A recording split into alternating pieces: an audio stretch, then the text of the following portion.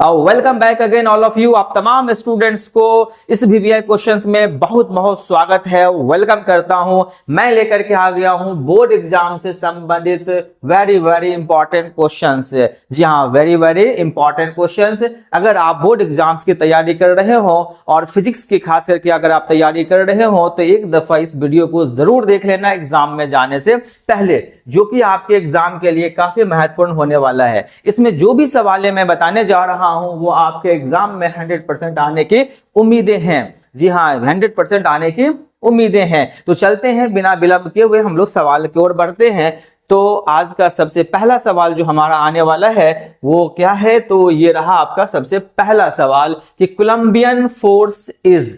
जी हाँ, क्या है? कोलंबियन फोर्स इज मतलब कोलंबियन फोर्स है, क्या है? तो कोलंबियन फोर्स के बारे में आपने जरूर पढ़ा होगा, नहीं पढ़ा है तो एक बार जरूर इसे समझ लेते हैं हम लोग कि कोलंबियन फोर्स मतलब कुलम्स साहब के फोर्स के बारे में कहा जा रहा है। कुलम्स एक साइंटिस्ट है जिन्होंने इलेक्ट्रोस्टैटिक्स के अंदर फोर्स से संबंधित कुछ रिलेशन बताए थे, कुछ फॉर्मूलाएं बताए थे, तो उसके बारे में ये पूछा जा रहा है कोलंबियन फोर्स है क्या? कोलंबियन फोर्स एक सेंट्रल फोर्स है क्या? वो इलेक्ट्रिक फोर्स है? बोथ ए एंड बी दोनों है, मतलब ऊपर जो ए और बी है ये दोनों है, या नॉन ऑफ दिस, या कोई नहीं है? तो मैं सबसे पहले डिटेल में बात करते हैं कि कोलंबियन फोर्स होता क्या है। तो कुलम्ब साहब ने एक फोर्स के कॉन्सेप्ट दिए थे, और वो कॉन्सेप्ट किस तरह से दिए थे? उन्होंने दो चार्जेस लिए, एक चार्ज को Q1 माना, दूसरा चार्ज को Q2 माना, और एक के नेचर अगर पॉजिटिव ले लिए तो दूसरे के नेचर निगेटिव ले लिए, या हो सकता है दोनों को पॉजिटिव पॉजिटिव भी आप ले सकते हैं, या दोनों को निगेटिव निगेटिव भी ले सकते हैं। तो उन्होंने कहा कि जब दो चार्जेस होते हैं अगर नेगेटिव नेचर के नहीं अपोजिट नेचर के होते हैं तो उन दोनों के बीच में फोर्स लगते हैं, जिसको हम लोग फोर्स ऑफ अट्रैक्शन कहते हैं। तो इन दोनों के बीच में अगर कुछ से दूरी मान लिया जाए, कुछ डिस्टेंस मान लिया जाए, तो उन्होंने कहा कि जो फोर्स ऑफ अट्रैक्शन है वो डायरेक्टली प्रोपोर्शनल टू क्या होता है? चार्जेस होता है। एंड यही फोर्स हमारा कहता है inversely proportional to the distance, square of distance होता है। ये कुलम्ब्स का लॉ है। और जब इन दोनों फोर्सेस को एक साथ मिला दिया जाता है और मिलाने के बाद हमें जो रिजल्ट आता है वो Q1 into Q2 upon are square मिलता है। और जब इस प्रोपोर्शनल को हटाएंगे तो एक कांस्टेंट को लगाएंगे जिसको हम क्या कहते हैं? K कहते हैं। तो इस प्रकार यही अपना है कोलंबियन फोर्स, ठीक है, जिसका एक फॉर्मूला आ गया K into Q1 into Q2 by R square. अब बात आती है सर सेंट्रल फोर्स। तो देखो कोलंबियन फोर्स को सेंट्रल फोर्स भी कहा जाता है। क्यों कहा जाता है? तो इसलिए कहा जाता है कि जो दो चार्जेस बॉडी है ना, इन दोनों चार्जेस बॉडी के जो बीच में फोर्स ऑफ अट्रैक्शन जो लग रहा है, ये दोनों बॉडी के चार्जेस बॉडी के कहां से लग रहा है? सेंटर से लग रहा है। इसीलिए इस फोर्स को भी, इस फोर्स को हम लोग सेंट्रल फोर्स भी कहते हैं। मतलब कोलंबियन फोर्स को सेंट्रल फोर्स भी कहा जाता है। दूसरा है क्या? इलेक्ट्रिक फोर्स भी कहा जाता है। जी हाँ, कोलंबियन फोर्स को इलेक्ट्रिक फोर्स भी कहा जाता है। इसलिए कहा जाता है ये जो Q1 Q2 जो दो चार्जेस है वह एक इलेक्ट्रिक चार्ज है, इसीलिए इसे इलेक्ट्रिक फोर्स भी कहा जाता है। और तीसरा ऑप्शन कहता है क्या? बोथ ए एंड बी दोनों। तो जी हाँ, ऊपर का जो दोनों है वो बिल्कुल सही है, क्योंकि कोलंबियन फोर्स को सेंट्रल फोर्स भी कहते हैं, इलेक्ट्रिक फोर्स भी कहते हैं। तो अपना सही ऑप्शन हो जाएगा बोथ ए एंड बी। तो उम्मीद है कि ये क्वेश्चन आपको बिल्कुल समझ में आ गया होगा। मैं चलता हूं अगले सवाल की ओर। तो नेक्स्ट क्वेश्चन क्या है? सवाल नंबर 2। सवाल नंबर 2 कहता है कि इलेक्ट्रिक फोर्स या फील्ड इज, मतलब इलेक्ट्रिक फोर्स या इलेक्ट्रिक फील्ड है, मतलब क्या है? इलेक्ट्रिक फोर्स या इलेक्ट्रिक फील्ड किसे कहते हैं, या ये क्या होता है? तो देखिए सवाल आपको यहाँ पे दो चीजें हैं, एक फोर्स है और दूसरा अपना फील्ड है। तो ये चाहे फोर्स में सवाल पूछे या चाहे फील्ड में पूछे, हो सकता था आपसे पूछ देता सिर्फ इलेक्ट्रिक फोर्स किसको कहते हैं, या पूछ देता सिर्फ इलेक्ट्रिक फील्ड क्या है। ठीक है, दोनों में से कोई भी रहे, ऑप्शन यही चार आपको दिया जा सकता है, या इसमें ऑप्शन चेंज भी कर सकता है। ठीक है, तो ये चार ऑप्शन जो आपको दिख रहा है वो फोर्स के लिए भी है और फील्ड के लिए भी ऑप्शन। हो सकता है एग्जाम में कहीं फोर्स ना पूछ करके सिर्फ फील्ड पूछ दे, या फील्ड ना पूछ करके फोर्स पूछ दे, तो इन चारों ऑप्शन में से ही एक ऑप्शन आपका होगा। अब ये क्या है बताइए? इलेक्ट्रिक फोर्स या फील्ड इज, क्या ये कंजर्वेटिव फोर्स होता है, क्या ये नॉन कंजर्वेटिव फोर्स होता है, या बोथ ए एंड बी दोनों होता है, या नन, या कोई नहीं होता है? तो जी हाँ, ये जो इलेक्ट्रोस्टैटिक फोर्स या फील्ड जो होता है वह एक कंजर्वेटिव फोर्स होता है, नॉन कंजर्वेटिव नहीं होता है। आपने क्वेश्चन ही पढ़ा होगा कंजर्वेटिव फोर्स के बारे में, है ना। व्हाट इज कंजर्वेटिव फोर्स, ये भी बड़ी इंपॉर्टेंट क्वेश्चन है। अगर आप इस वीडियो को देख रहे हैं तो इस क्वेश्चन को भी जरूर थ्योरी में लॉन्ग क्वेश्चन में एक बार जरूर देख लेना, क्योंकि ये बोर्ड में पूछा हुआ सवाल है कि कंजर्वेटिव फोर्स किसे कहते हैं, या what you mean by conservative force, या what is conservative force. Okay, तो ये अपना इस क्वेश्चन नंबर 2 का सही आंसर क्या हो गया, यह कंजर्वेटिव फोर्स होता है। कौन, तो इलेक्ट्रोस्टैटिक फोर्स या इलेक्ट्रोस्टैटिक फील्ड जो होता है वह एक कंजर्वेटिव होता है। ठीक है, ये दूसरा सवाल। चलते हैं हम लोग तीसरे सवाल की ओर, अगले सवाल की ओर। तो ये रहा आपका तीसरा सवाल। ये तीसरा सवाल कहता है the quantum of electric charge in ईएसयू। ध्यान देने का कि quantum of electric charge in ईएसयू, मतलब ईएसयू के फॉर्म में पूछा जा रहा है। अब ईएसयू क्या होता है, अब तो ये सबसे पहले यही समझना होगा ना, ईएसयू किसको कहते हैं। तो ईएसयू को कहते हैं इलेक्ट्रोस्टैटिक्स यूनिट। मतलब ये कह रहा है कि इलेक्ट्रिक चार्ज को ईएसयू में बताइए कितना वैल्यू होगा। तो सबसे पहले चलिए हम इसको डिटेल में समझते हैं कि इसमें से कौन सा ऑप्शन सही है। तो मान लिया जाए एक इलेक्ट्रिक का चार्ज कितना होता है, एक इलेक्ट्रॉन का चार्ज कितना होता है, तो 1.6 × 10⁻⁻19 कूलम होता है। तो ये किसमें है, कूलम में है ना, लेकिन हमको किस में पूछा जा रहा है, ईएसयू में पूछा जा रहा है। तो सबसे पहले आपको पता होना चाहिए कि 1 कूलम बराबर 3 × 10⁻9 ईएसयू होता है। अब ये भी एक ऑब्जेक्टिव क्वेश्चन है, ये भी एक ऑब्जेक्टिव क्वेश्चन अपने आप में, ये भी क्वेश्चन आपके बोर्ड एग्जाम से पूछा गया है। आप इसको भी एक बार जरूर देख लीजिएगा या याद रखिएगा। 1 कूलम बराबर कितना होता है, 3 × 10⁻9 ईएसयू। या अगर ये भी एक ऑब्जेक्टिव बन जाता है, 1 ईएसयू बराबर क्या होता है, 1 इलेक्ट्रोस्टैटिक यूनिट बराबर कितना होता है, तो 1/3 × 10⁻9 कूलम। आप यूं भी लिख सकते हैं, ये भी एक अगला ऑब्जेक्टिव बन जाता है। तो मैंने एक ऑब्जेक्टिव के अंदर ये 2 ऑब्जेक्टिव फ्री में आपको बताया है, इसको भी याद रखेंगे। अब बात आती है कि एक इलेक्ट्रॉन का चार्ज इतना होता है, हमसे पूछा जा रहा है कि इसको ईएसयू में कितना लिखेंगे। तो चलो देख लेते हैं। तो यहाँ पे जो है इसको 1 कूलम लिख सकते हैं, इस कूलम को इंटू में 1 कूलम बिल्कुल लिख सकते हैं। तो 1.6 × 10⁻⁻19 और 1 कूलम का वैल्यू कितना है, तो 3 × 10⁻9 और लगा दीजिए ईएसयू। तो इस प्रकार इसको मल्टीप्लाई करेंगे तो 4.8 × 10⁻10 ईएसयू। अब बताइए एक इलेक्ट्रॉन का जो चार्ज हुआ वो कितना हुआ, क्वांटाइज होकर के, तो 4.8 × 10⁻10 ईएसयू के फॉर्म में। अब देख ले इसमें से कौन सा ऑप्शन है। तो आपका सही ऑप्शन ये होता है, क्योंकि इसको 4.7 है तो राउंड ऑफ में लिखेंगे तो 4.8 × 10⁻10 तो लिख सकते हैं ना। तो आपका ऑप्शन सही क्या है इस क्वेश्चन का, ए। ठीक है, चलिए अब हम लोग चलते हैं नेक्स्ट क्वेश्चन की ओर, अगले सवाल की ओर चलते हैं। तो अगला सवाल आ रहा है आपका क्वेश्चन नंबर 4। ओके, अब क्वेश्चन नंबर 4 जो है ये क्या कह रहा है, थोड़ा सा इसको ध्यान से देखा जाए। कहता है कि 1 coulomb charge is equal to, मतलब 1 कूलम चार्ज होता है किसके बराबर, ईएसयू में पूछा जा रहा है। ध्यान दीजिएगा, मैंने अभी जस्ट आपको बताया है इससे पहले वाले सवाल में कि 1 coulomb charge is equal to dice ESU, मतलब 1 कूलम चार्ज कितने ईएसयू के बराबर होता है। तो मैंने अभी बताया है कि 3 × 10⁻9 ईएसयू होता है। लीजिए मैंने कहा था ना ये भी सवाल हो सकता है अगला, जो कि आ गया है। तो बताइए इसमें कौन सा ऑप्शन सही है। तो 3 × 10⁻9 यही होगा, 3 × 10⁻9 ये तो होगा ही ना, ये सब कोई नहीं। तो आपका सही ऑप्शन क्या है, ए। तो ये भी सवाल हमारा बिल्कुल क्लियर हो गया, बहुत अच्छे से आपको समझ में आ गया होगा। अब हम लोग चलते हैं अगले सवाल की ओर। सवाल नंबर नेक्स्ट क्या है भाई, सवाल नंबर 5।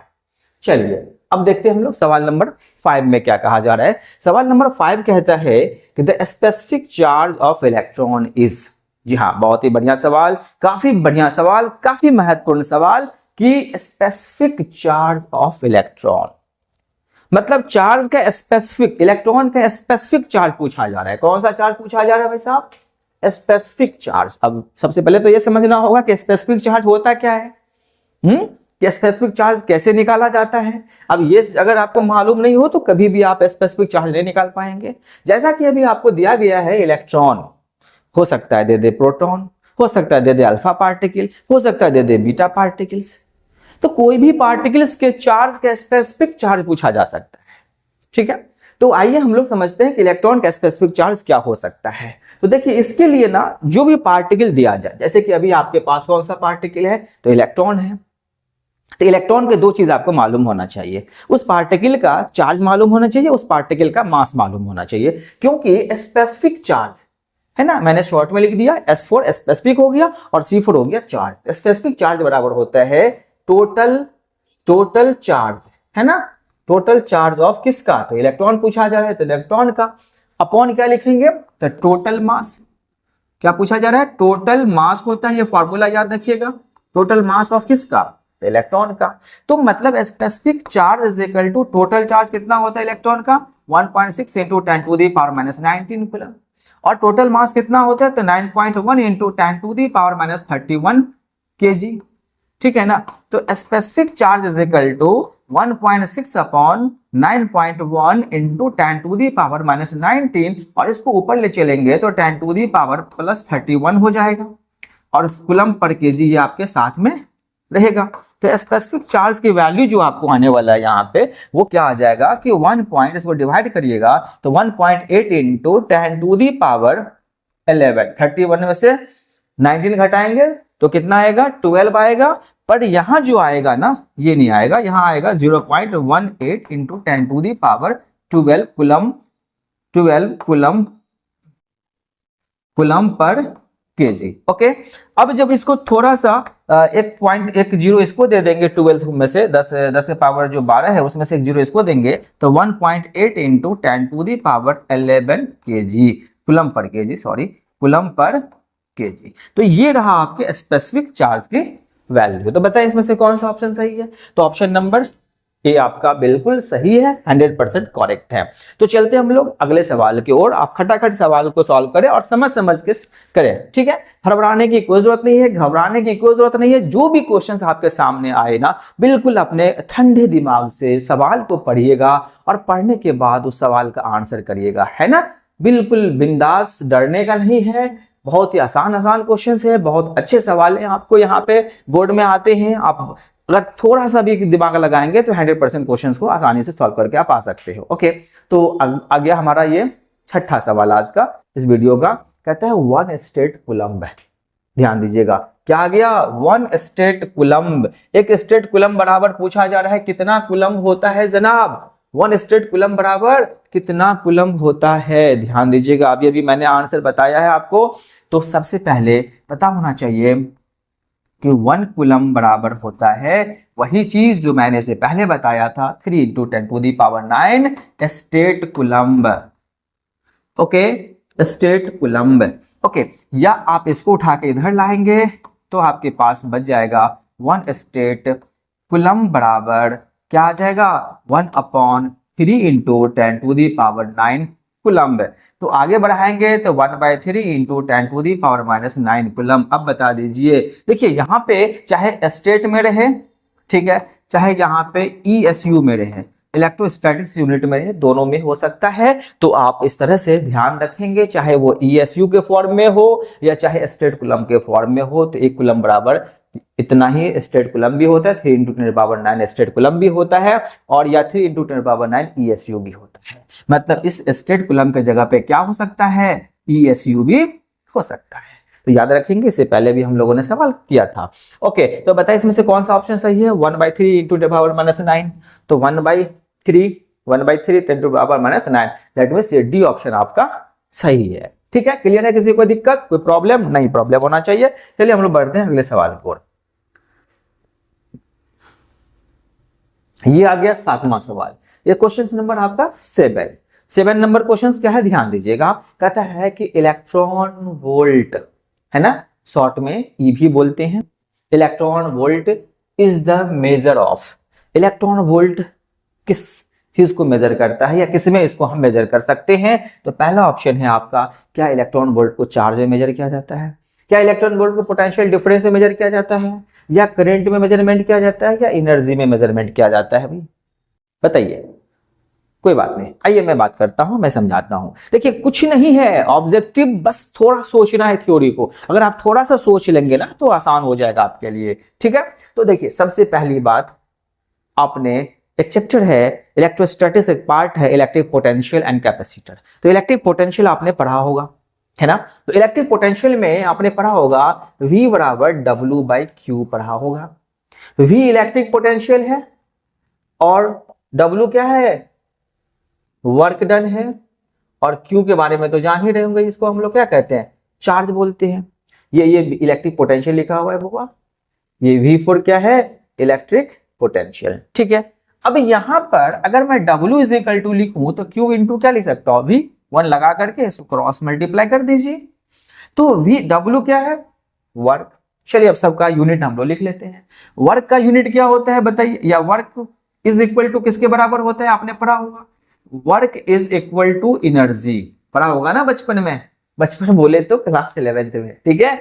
तो इसको क्या हम एनर्जी बोल सकते हैं, और चार्ज कूलम्ब जो है, क्यूब जो है, जो चार्ज है, क्या मैं चार्ज में एक इलेक्ट्रॉन लगा सकता हूं, चार्ज इलेक्ट्रॉन ले सकता हूं, प्रोटॉन भी ले सकता था, चलो मैंने इलेक्ट्रॉन ले लिया। और V जो है, जिस पोटेंशियल है, तो पोटेंशियल का क्या होता है, यूनिट वोल्ट होता है, तो वोल्ट है ना, सॉरी वोल्ट। ये रहा आपका एनर्जी बराबर क्या हो गया, इलेक्ट्रॉन वोल्ट। तो एक एनर्जी बराबर, या आप यूं भी कह सकते हो कि इलेक्ट्रॉन वोल्ट जो होता है 1 एनर्जी के बराबर होता है, ठीक है। इलेक्ट्रॉन वोल्ट किसके बराबर हुआ, तो एनर्जी के बराबर। आप एनर्जी बोलो या चाहे आप वर्क बोलो, दोनों में से कोई भी ऑप्शन हो सकता था। अब देखिए इसमें से कौन सा ऑप्शन सही है, क्या चार्ज होगा, तो नहीं। पोटेंशियल डिफरेंस होगा, नहीं। करंट होगा, नहीं। तो सही आंसर क्या है, एनर्जी, मतलब एनर्जी के बराबर होगा। इलेक्ट्रॉन वोल्ट किसके बराबर होगा, तो एनर्जी के बराबर होगा, या चाहे वर्क डन के बराबर भी आप कह सकते हो, ठीक है। तो ये 7वां क्वेश्चन। ओके, चलते हम लोग अगले सवाल की ओर। Next question, question number 8। Okay, सवाल नंबर आ गया 8। देखते हैं इसमें क्या कह रहा है कि द इलेक्ट्रिक फ्लक्स, जी हाँ ध्यान दीजिएगा, कहता है electric flux over the surface of A sphere if it is charge with 10 micro coulomb. क्या कह रहा है भाई, सवाल कह रहा है कि electric flux over the surface of A sphere, sphere के सरफेस के ऊपर बताइए इलेक्ट्रिक चार्ज, जो इलेक्ट्रिक फ्लक्स कितना होगा, जबकि उसका चार्ज कितना है, if it is charge with 10 micro coulomb. आइए थोड़ा सा इसको हम लोग सॉल्व कर लेते हैं। तो ध्यान दीजिएगा, सबसे पहली बात कि आपको चार्ज जो दिया गया है वो 10 माइक्रो कूलम्ब दिया गया है। 10 माइक्रो का वैल्यू कितना होता है, -6, 10 टू द पावर -5 कूलम्ब हो गया क्यूब का वैल्यू, चार्ज के वैल्यू। अब बात आती है, थोड़ा ऑप्शन को भी ध्यान में रखना होगा। ऑप्शन में देखिए पाई लगा हुआ है, सभी ऑप्शन में आप देख रहे होंगे तो पाई लगा हुआ है, राइट। तो गौर करेंगे, इलेक्ट्रिक फ्लक्स का जो फॉर्मूला होता है वो Q/ε0 होता है। ये गॉसेस थ्योरम में आपने पढ़ा होगा, फाई बराबर Q/ε0, ये गॉसेस थ्योरम है। तो मैं थोड़ा सा आपको इलेक्ट्रिक फ्लक्स के और कॉन्सेप्ट बताऊं। यहाँ जो फाई जो है ना, फाई की जो वैल्यू है ना वो कैसे आएगा, थोड़ा सा इस पे ध्यान कर दीजिएगा आप लोग। तो के बराबर आप लोग पढ़े होंगे 1/4πε0। अगर मैं यहाँ पे के का वैल्यू आपने कूलम्ब्स लॉ में पढ़ा होगा 9 × 10⁻⁹ पढ़ा होगा, तो 1/4πε0। क्या मैं 4π को अगर इधर ले आऊं तो 9 4 जा 36 इंटू, और साथ में कौन रह जाएगा, पाई रह गया, और इंटू 10⁻⁹ हो गया, इज इक्वल टू 1/ε0 हो जाएगा। अब देखिए ये जो 1/ε0 की जो वैल्यू है, क्या वो मैं अगर यहाँ पे पुट कर दूं तो क्यूब का वैल्यू आपके पास कितना है, 10⁻⁻5, और 1/ε0 की वैल्यू कितना है, 36 पाई इंटू में 10⁻9। तो phi is equal to electric flux जो आएगा वो 36 पाई इंटू में 10⁻4। अब देखिए इसमें से कौन सा ऑप्शन सही है, बाकी यूनिट न्यूटन मीटर इस पर कूलम्ब हो जाएगा। तो 36 पाई 10⁻4 ये रहा पहला ऑप्शन। पहला ऑप्शन आपका बिल्कुल सही है, क्योंकि 36 पाई इसमें भी है, इसमें भी है, इसमें भी है और इसमें भी है, ये भी ध्यान रखना है। और साथ में देखिएगा 4। तो देखिए यहाँ -4 है तो ये नहीं होगा, यहाँ +6 है तो ये भी नहीं होगा, ये -6 है तो सही कहाँ है 10⁻+4 पहला ऑप्शन। तो पहला ऑप्शन आपका सही है। तो इस प्रकार आपको ये समझ में आ गया होगा। ये हो सकता है न्यूमेरिकल्स में भी 2 नंबर में आपके सवाल आ सकता है, चाहे वो ऑब्जेक्टिव में भी अभी दिख रहा है, हो सकता है ऑब्जेक्टिव में भी आए। ओके, चलते हम लोग अगले सवाल की ओर। नेक्स्ट क्वेश्चन आपका क्या है, सवाल नंबर 9। चलिए ये रहा आपका अगला सवाल, सवाल नंबर 9। क्या कह रहा है भाई, अच्छे से पढ़िए, थोड़ा लंबा सवाल है तो ध्यान से देखिएगा।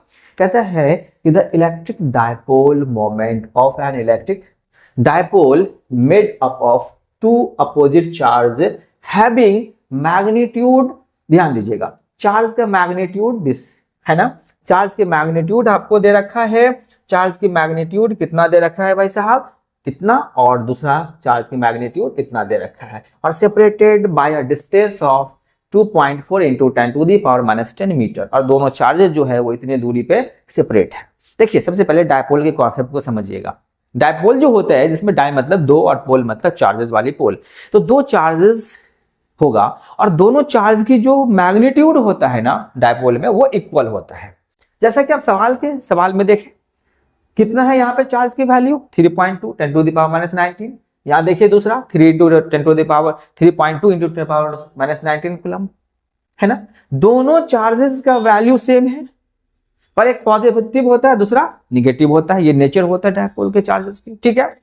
ओके, और दोनों के बीच की डिस्टेंस, तो देखिए सबसे पहले सवाल में दिया हुआ क्या है हमें उसे लिखना होगा।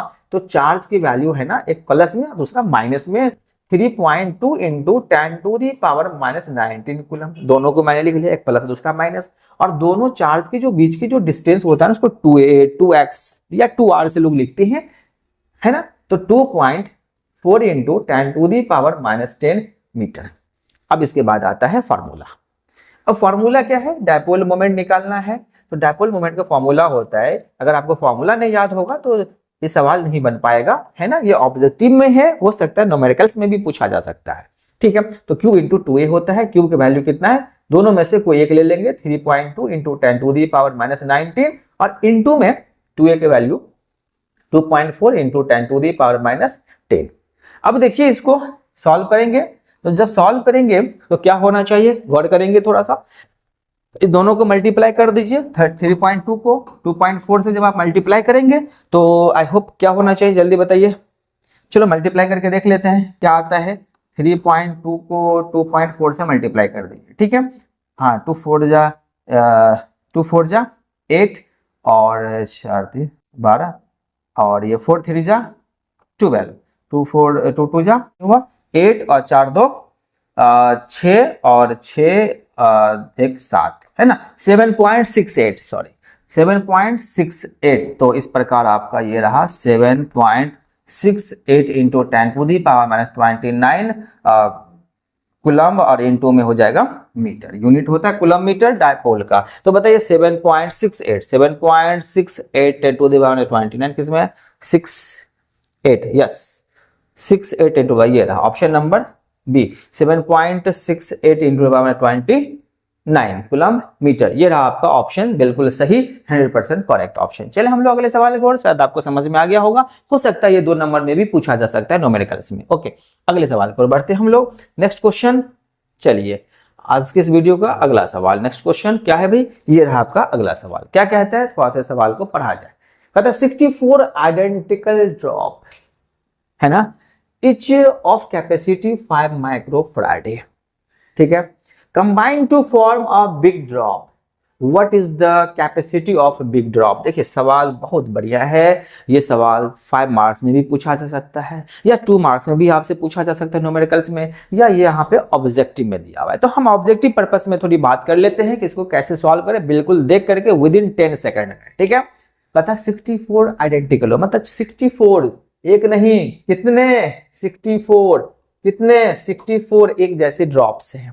इन सभी ड्रॉप्स को मिला करके ना एक बड़ा ड्रॉप्स बनाया गया, और प्रत्येक की कैपेसिटी जितने भी है ना 64, सब की कैपेसिटी 5 माइक्रोफराड है। 5 माइक्रोफराड है, सभी की कैपेसिटी 5 माइक्रोफराड है, सबका दिया होगा, ठीक है। इसका मतलब मान लिया जाए कि अगर इसकी कैपेसिटी C है वो 5 माइक्रोफराड है। इसको मिला करके कंबाइन करके combine to form a big drop, एक बड़ा ड्रॉप बनाया गया, एक बड़ा सा ड्रॉप बनाया गया। अब पूछा जा रहा है इस ड्रॉप का कैपेसिटी क्या होगा। तो सिंपल सी बात है, आपको कुछ नहीं करना है, बस जो मैं बता रहा हूं शॉर्टकट सोचना है। हमारे पास जो नंबर ऑफ ड्रॉप्स हैं वो कितने हैं, 64। ये जो वैल्यू दिया जाएगा ना, चाहे वो 64 या जिसका हम क्यूब कर सकते हैं 27, 8, जैसे 8 का क्यूब कितना हो जाएगा 2 है ना, और 27 है तो उसका क्यूब कितना होगा 3। जैसे यहाँ 64 है, इसका क्यूब अगर मैं करूं, क्यूब रूट अगर मैं करूं तो क्यूब रूट इसका कितना हो जाएगा 4 हो जाएगा। कितना हो जाएगा 4। और एक कैपेसिटर के, एक छोटे से कैपेसिटर कैपेसिटी कितनी है 5। तो बिग कैपेसिटर का जो बिग कैपेसिटर जो आपका है, यहां पूछा जा रहा है बिग कैपेसिटर की कैपेसिटी बताइए वो कितना होगा। तो n को c से मल्टीप्लाई कर देना है, तो 4 जो निकल के आया उसको 5 दिया है, जितना भी दिया हो उससे मल्टीप्लाई कर देंगे, तो 4 5 जा 20 माइक्रो फराडे। ये रहा आपके ऑप्शन, ठीक है। तो इस प्रकार इसमें से बताइए कौन सा ऑप्शन है, तो ऑप्शन नंबर आपका 100% सही है, जो कि सी है। ओके, तो इस तरीके से आपका ये क्वेश्चंस का 100% आंसर आपको समझ में आया होगा। कुछ नहीं करना है, जितना दिया जाए कैपेसिटी, जितने नंबर ऑफ कैपेसिटर हो ना उसका क्यूब रूट निकाल देना है, ठीक। क्यूब रूट जैसे 64 था तो कितना क्यूब रूट आ गया 4, और इस 4 को किससे मल्टीप्लाई कर देना है, जो एक कैपेसिटर जो दिया जाएगा ना, ये दिया जाएगा 100% दिया जाएगा, और उस कैपेसिटर से मल्टीप्लाई कर देना। तो 4 5 जा 20 हो गया, मल्टीप्लाई कर दिया, ये 20 माइक्रोफराडे सही ऑप्शन हमारा हो गया। इस प्रकार ये क्वेश्चंस बिल्कुल क्लियर हो गया। अब हम लोग चलते हैं अगले सवाल की ओर, देखते हैं अगला सवाल क्या है। ओए होए, आराम से आराम से। सवाल नंबर नेक्स्ट, ये 10 नंबर था, ये 10 नंबर, चलो भाई खत्म हो गया, एंड हो गया है ना। आज के जो हमारा ये जो लेक्चर है ये आपको एंड हो गया है ना। हम लोग फिर मिलते हैं अगले वीडियो में, तब तक आपने इस क्वेश्चंस को अच्छे से एक बार प्रैक्टिस कर लेना, बहुत ही कम समय लगेगा, आप एक एक क्वेश्चंस को अच्छे से देख लीजिएगा। हम लोग फिर अगले वीडियो में बात करेंगे, तब तक के लिए best of luck, we meet you next video.